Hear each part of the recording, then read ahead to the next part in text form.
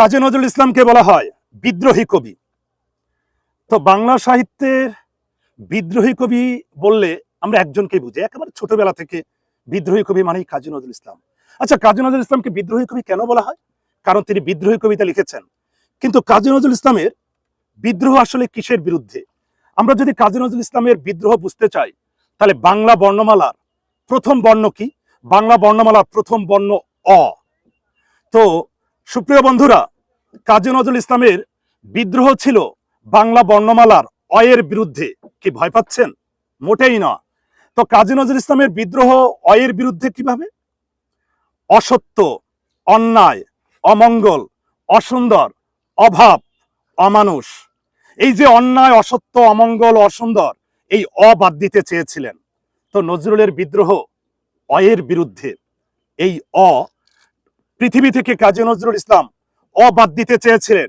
এই পৃথিবীতে অসুন্দর থাকবে না, সুন্দর থাকবে। অমঙ্গল থাকবে না, মঙ্গল থাকবে। অন্যায় থাকবে না, ন্যায় থাকবে। অমানুষ থাকবে না, মানুষ থাকবে। অধর্ম থাকবে না, ধর্ম থাকবে। সুতরাং কাজী নজরুল ইসলামের বিদ্রোহ যদি আমরা বুঝতে চাই, তাহলে মনে রাখতে হবে কাজী নজরুল ইসলামের বিদ্রোহ হচ্ছে বাংলা বর্ণমালার অয়ের বিরুদ্ধে। আরেকটা বিষয়, বিদ্রোহী কবিতায় বারবার শব্দটা হচ্ছে আমি আমি।